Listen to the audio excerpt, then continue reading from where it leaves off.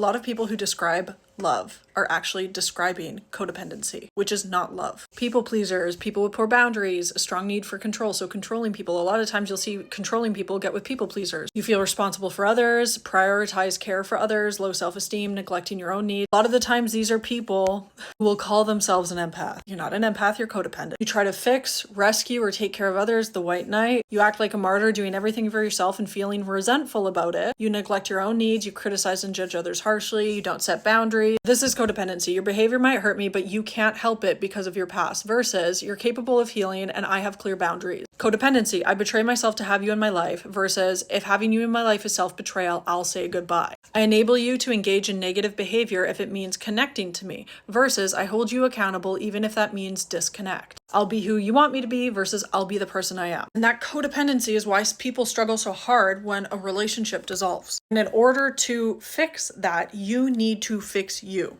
It can't be fixed by outside people, because again, that is codependency. If you're going to everyone and asking them to fix you and asking them what to do and asking them all these things, and not a therapist, people around you, that is continuing codependency. You can lean on people, you can ask for support, but ultimately you can't trauma dump on people. You have to take the steps to be better. For example, my marriage was codependent, right? So afterwards, it was going to therapy, I did EMDR, I meditated, I hiked, I figured out who I was independent of being around a man, independent of being in a relationship, so that when other people come into my life, I present as me. If that doesn't work, it doesn't work. That's not a failing on my end and it's not a failing on their end. But a lot of people view love as self-sacrifice. So that can present in, if you love me, you will self-sacrifice. And also people self-sacrificing themselves to prove their value and their love. There's a book called Attached. It's great for explaining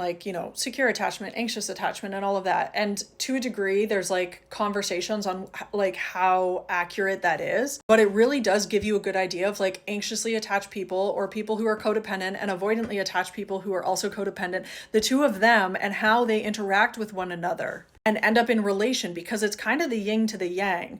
I'm seeking you to chase me and you're trying to chase to get validated, and I want you to chase me to validate me. It's very much a cycle people get stuck in, versus being securely attached or being not codependent is knowing that you will be okay with or without that person. Don't abandon yourself for the sake of a relationship. The whole conversation around decentering men is really that. It's getting rid of the codependency. The idea that you need a man to feel whole. The idea that you're not complete until you're in a relationship. And the reality of that situation is no one else can fix it for you, because if they try and fix it for you, it just reinforces codependency. A lot of men have been taught codependent love from their mothers. The mothers doing everything. The mothers bending over backwards and having everyone else bend around backwards to show a man love. That's what he perceives love to be. And that's what women have been taught, is to abandon self, bend over backwards, placate, and center a man, because they've been taught that codependency is love. So honestly, when a lot of people talk about decentering men, a lot of the times I just think it as trying to root out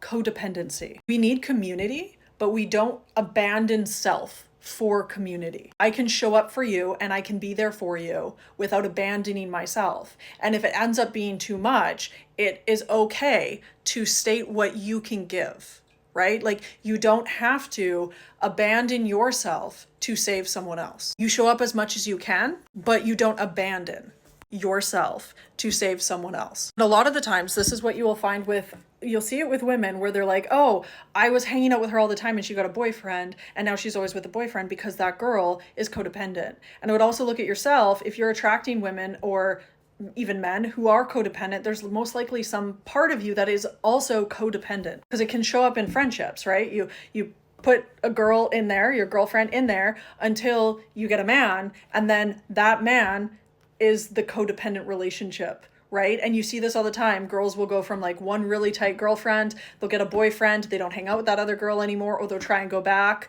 And women who have decentered men and codependency don't do well with that, because those women, when they come back, are trying to be codependent.